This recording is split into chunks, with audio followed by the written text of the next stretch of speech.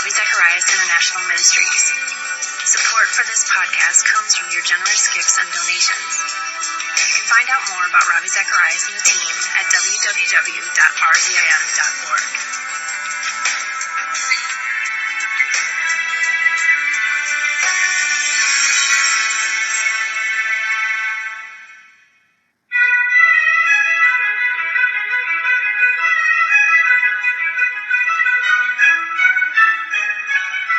Let me ask you, what are your children seeing in you?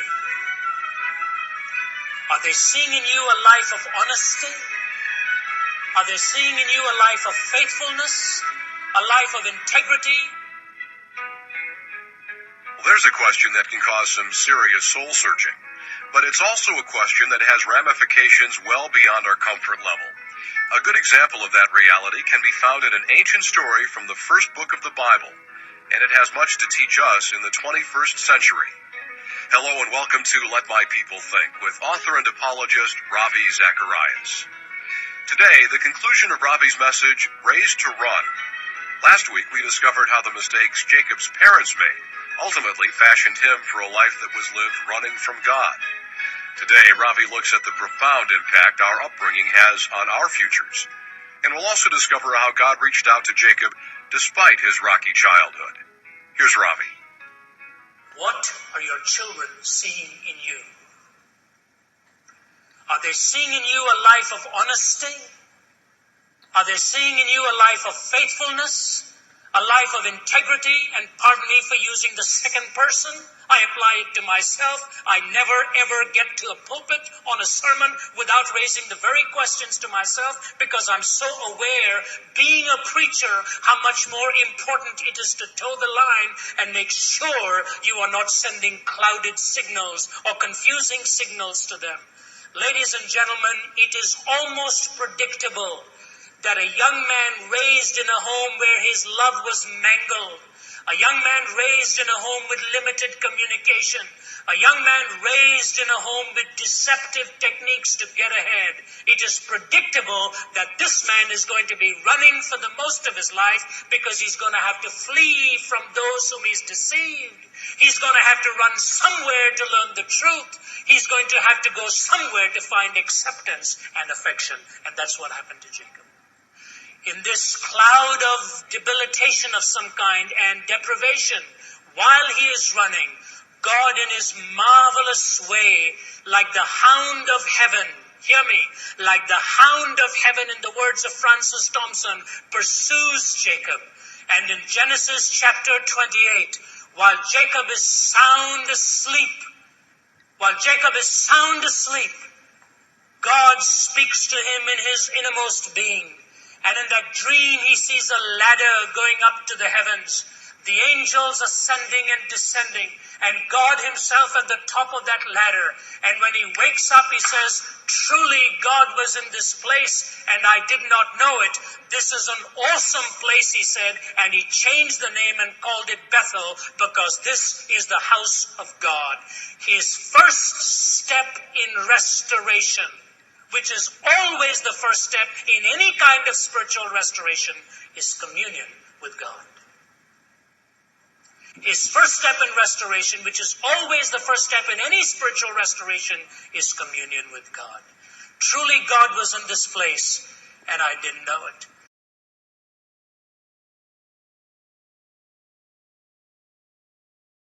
You know, one of the most glorious historic conversions was the conversion of Francis Thompson. Many of you may have read his poem, The Hound of Heaven. If you haven't read his biography, by all means read it. Francis Thompson lived on the streets of London. He was a tramp. He used to wear a dirty old raincoat filled with newspapers that he would pick up from the dustbins and from the garbage dumps there because he was a voracious reader. He was truly a genius. And apart from his reading, he would read the newspaper and then somehow try to get some paper and pen and write articles and letters to the editor to the leading newspapers in London. The newspaper editors would read that, and one of them said, even a greater than Milton is here. Who is this man? He never gives us an address, because he had no address. The There were two places he haunted. One was by the river Thames, where he walked and meditated. The other was by the hangout for the losers and the lost at Charing Cross. You see, Francis Thompson's problem was he was an opium addict. He had opium stuck into his pockets, and whenever he got any money, he would try to put that drug into his system. There was an elderly woman into whose house he would visit periodically, who would let him in for the night so he could get bathed and changed into his dirty, grubby clothes again. Francis Thompson walking by the Thames, Francis Thompson by Charing Cross, Francis Thompson going into this house trying to get a bath periodically, Francis Thompson, the genius, reading newspapers and writing articles. All of a sudden, in reading the Word of God, he had a tremendous encounter with the God of Jacob. And here are those words, almost inspired, that he penned. One of my favorite poems. I wish someday somebody would put it to music. He says, O world invisible, we view thee. O world intangible, we touch thee. O world unknowable, we know thee. Inapprehensible, we clutch thee. Does a fish soar to find the ocean? An eagle plunge to find the air? Do we ask of the stars in motion if they have rumor of thee there? Not where the wheeling systems darken or our benumbed conceiving sores. The drift of pinions would we hearken, beats on our own clay-shuttered doors. The angels keep their ancient places, touch but a stone and start a wing. 'Tis ye, 'tis your strange faces that amiss the many splendid thing. But when so sad thou canst not sadder, cry and upon thy sore loss shall shine the traffic of Jacob's ladder between heaven and Charing Cross. Yea, in the night, my soul, my daughter, cry clutching heaven by the hems. Lo, Christ walking on the water, not of Gennesaret but Thames.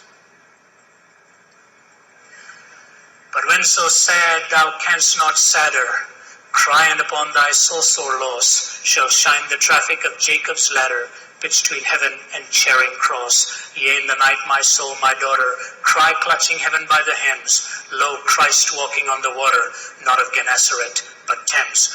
God will meet you where you are. Isn't it good to know that, sir? That he meets you where you are, that he meets me where I am. 1 year ago, almost to the very day, I was sitting in an ambulance 2 hours ago at this time. My daughter Sarah had just come out of hospital with ear surgery, and her ear was bandaged up. Critical surgery. We were on our way back to Atlanta from Toronto, stopped by in Akron to visit our relatives. My brother-in-law is a pastor there. We went out with their family and their children to play a game of mini golf. Us 4 adults were playing on one set there, the 6 children playing in another. All of a sudden, my little boy Nathan came running to me, screaming out. I'll never forget that time as long as I live. He came running to me, doubled over. Daddy, Daddy, please come. Sarah's hurt. Sarah's hurt. And I thought maybe somehow she got hit on that ear. I went running towards where she was, and I saw my girl bent over, clutching her eye. Daddy, please help me. Daddy, please help me. And the blood was pouring down. Her cousin inadvertently, when he swung that club, full-blooded swing. It wasn't his fault. Sarah was standing where she ought not to have been, right behind his shoulder. He caught her on that right eye with a full-blooded swing of an iron club. My wife is a registered nurse. She went into shock. She collapsed on her knees. And as I clutched my own daughter, I couldn't even look at her. That eye was so mangled. And it was horrible. Absolutely horrible. The ambulance came. My heart was pounding. My own clothes were now covered with her bleeding. We rushed to the hospital. It took them half an hour to get her contact lens out. And finally, as they began to do surgery the next day, I want to point out to you something very interesting that happened. The doctor had to fold back her eyelid twice to sew it together, one of the leading surgeons in the country.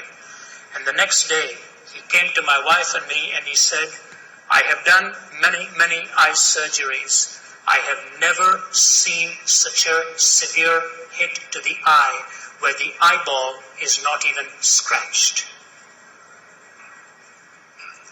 A full-blooded swing of the golf club just lacerated the eyelid that was sewn back, folded over. The eyeball wasn't even scratched. If you see her today, you would find it hard to believe what I have just told you.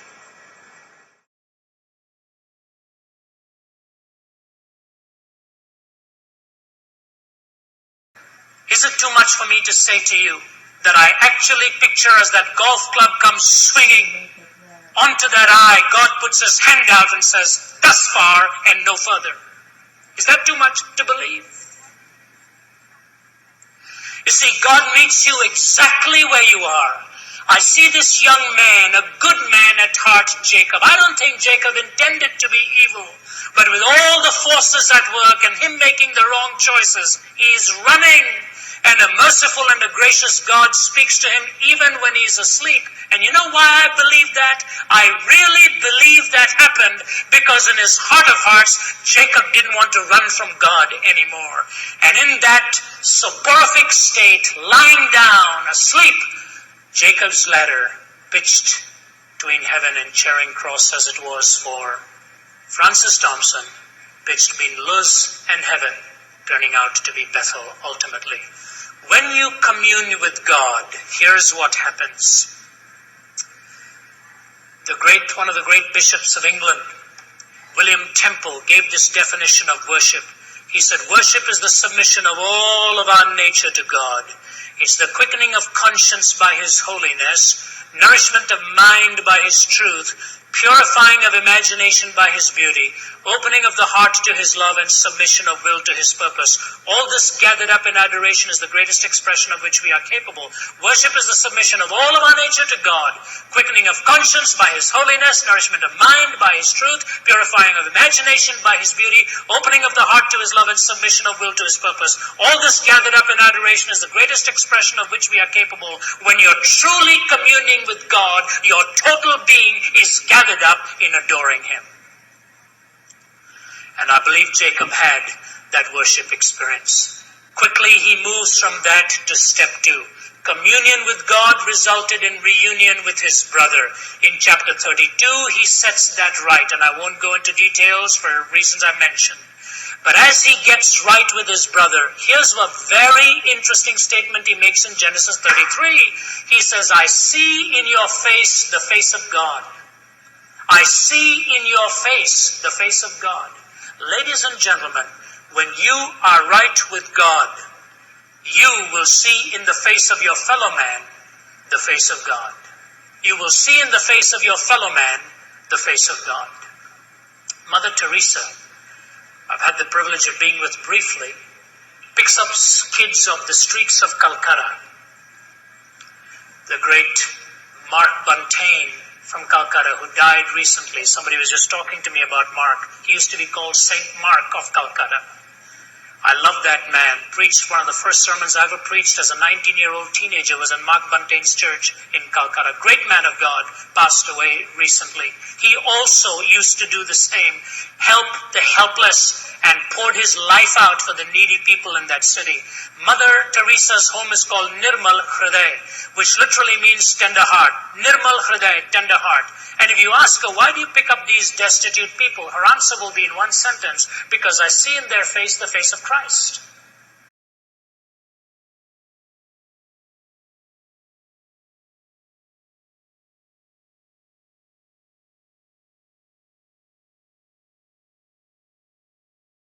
Let me give you a quick illustration and move to my final thought. It was told in Guidepost magazine some years ago about a woman living in one of America's cities. She and her husband had, I think, 2 children, and then he went to serve the U.S. Armed Forces in Japan. And he would write regularly. The children would love to read the letters. His wife would love to read it. All of a sudden, the letters stopped coming. 1 week, 2 weeks, 3 weeks, the letters stopped coming. All of a sudden, the letter does come to her, addressing her with endearing terms and saying, Dear so-and-so, no matter how I write this letter, you're going to be brokenhearted before this letter is over. But I will not be coming back home. I have fallen in love with another girl here, and our romance is building very strongly. We are going to be getting married, and please tell the children I will not be returning. It absolutely crushed her, absolutely crushed her. For days she couldn't talk to the children about it, till finally one of the boy children said, "Mommy, what's wrong? Is there something wrong with Daddy?" "Yeah." "Is Daddy not coming back?" "No." "Why isn't he coming back?" "Well, he's fallen in love with somebody else there." And these young ones could not fully understand. All they knew was they were not going to have their dad anymore. Finally, one of the children says, "Mommy, can I ask you something? Just because Daddy doesn't love us anymore, does it mean we are not allowed to love him anymore?" And she wrestled with that one and said, "No, we're allowed to love him." He said, "Would you write to Daddy and tell him to please keep writing to us because we still want to love him?" And as the letters would came, it would of course crush her heart even more and more. Turned out he was going to marry his 15-year-old servant girl who was working for him, and had some children through that marriage, and then this shocking letter some years down the line. "I am sorry to be writing this way to you, but I have just found out I have cancer, and I'm not going to live very long. I do not have much money to support my family because I have forfeited my pension back there. Would you consider it possible every month to save up some money after I die and send it to my family here to help them?" You know, that's a low blow. That's incomprehensible. But the mother kept thinking, just because he doesn't love us anymore, does it mean we're not allowed to love him anymore? And she wrote back and she said, "Look, I don't have the money to send. If I had, I would. We're barely surviving here, you realize. But I'll tell you what I'll do. Why don't you send them over here to America? I will teach them the language and help them to get self-supporting, if that will help you. After you've passed away, if you want me to help them, I'll be glad to do that. Bring them into our home. They can live with us while she learns the language and so on." And that's precisely what happened. They came and lived with this family. She taught them the language, got them to be self-supporting. She ends the article by saying this: "I have two choices. I can either look back upon my life and curse that man every moment for what he'd done to me with sheer anger and find myself molested twice over. Or I can thank God for giving me the privilege for shining his light in a very dark tunnel in this world. I can thank God for giving me the privilege of shining his light in a very dark tunnel in this world." You know, many of us, probably nobody in this room will ever have to live through a hellish experience like that. But do you know of somebody in your life that you need to get right with? Do you know that in your heart?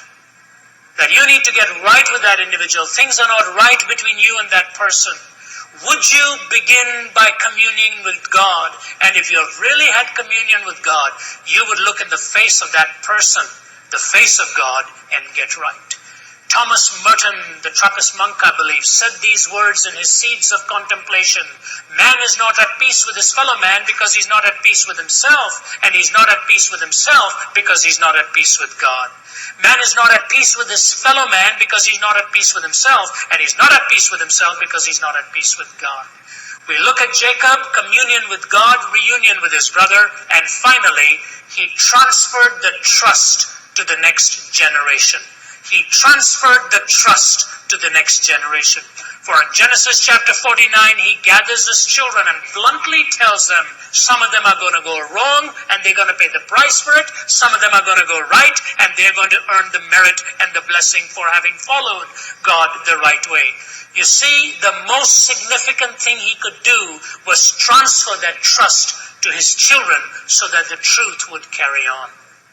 And when we live lives in such a way that we transfer the trust to the next generation, that is the biggest guarantee that the Word of God will continue to hold sway in the next generation also.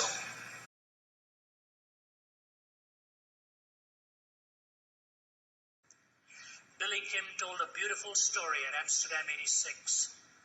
This Korean evangelist said during the Korean War, there were American soldiers in their trenches, and the bullets were flying, and lots of American boys were being felled.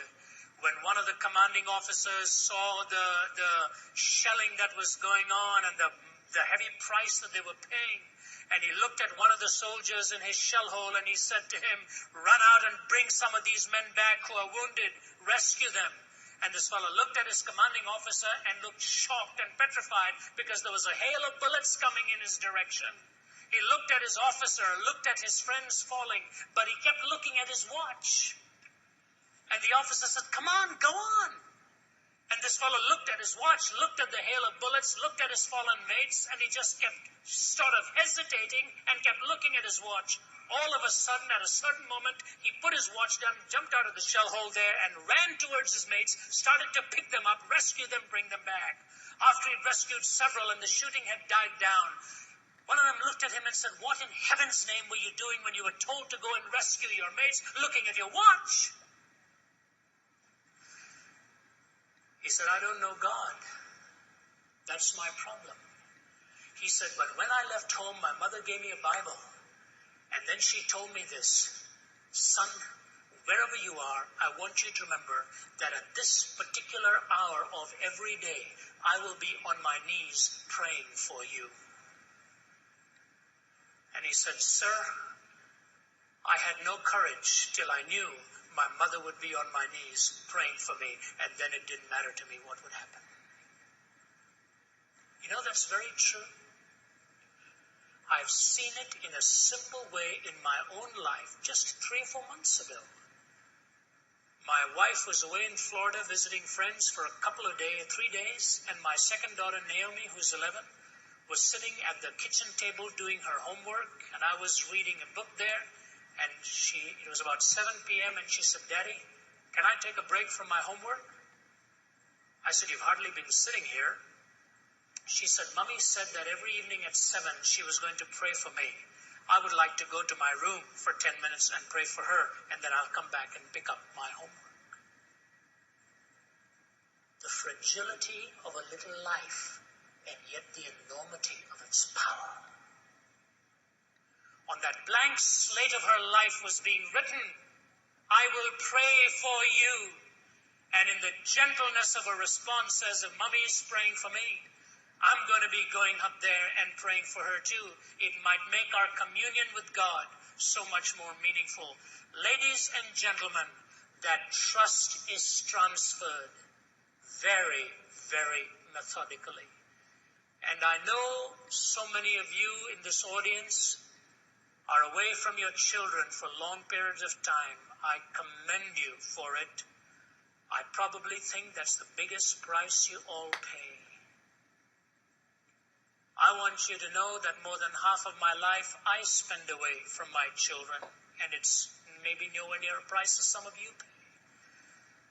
But the thing I miss most in my life each day is that time after dinner when we sit around as a family and read the Word of God, and then we tuck them into bed one by one, kneeling beside their bed, talking about the day, the things of the Lord, and praying together and tucking our children in, because I'm convinced that's where the trust is being transferred. Jacob was mangled. Jacob lacked communication. Jacob learned through deception. But as he was running, he righted the wrongs by beginning with communion with God, reunion with his brother, transference of the trust to the next generation. When I look at Jacob, I think of these 2 thoughts with which I want to tie it all together, because we're all like that. Pascal, probably the greatest philosophical scientist since Archimedes, who was the father of Pascal, the father of the modern computer. Pascal, the inventor of the barometer. Pascal, who wrote those beautiful pensées, his thoughts, had a brilliant impact upon his time, and subsequently who ultimately came to Christ because of the impact of his sister. When Pascal died, inside his jacket was pinned a paper on which his testimony was written. And Pascal in his thoughts says this: "What a chimera then is man," a kind of a hybrid Greek monster. What a chimera then is man. What a novelty. What a monster. What a chaos. What a subject of contradiction, what a prodigy, a judge of all things, yet feeble worm of the earth, depository of truth, yet a cloaca of uncertainty and error, the glory and the shame of the universe. The judge of all things, feeble worm of the earth, depository of truth, cloaca of uncertainty and error, the glory and the shame of the universe. That's true of all of us. We can either have the glory of God or the shame of this world for which we will live.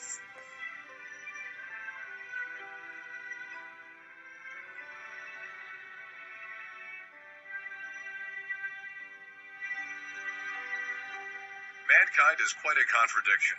We're made in the image of God and yet fall so easily to the depravity that's all around us. But in the midst of our conflict, God offers hope and salvation. Stay with us. Ravi will be right back with Just a Thought. If you'd like to purchase a copy of today's message in its entirety, call us at 1-800-448-6766 and ask for Raised to Run. You can also order online at rzim.org. If you like hearing Ravi on the radio, you're sure to enjoy seeing him speak at venues all over the world in his television program, also called Let My People Think. You can find us on the Church Channel, the Word Network, and NRB TV. Check your local listings for time and channel. And if you've made your way to watching TV via streaming devices like Roku, you'll be happy to hear that we now have a channel there as well. Our mailing address is RZIM, Post Office Box 921939, Norcross, Georgia, 30010. And of course, you can always call us at 1-800-448-6766. Next week, Ravi asks some probing questions about the effectiveness of our faith. I hope you can join us. Let My People Think is a listener-supported radio ministry and is furnished by Ravi Zacharias International Ministries, Atlanta, Georgia.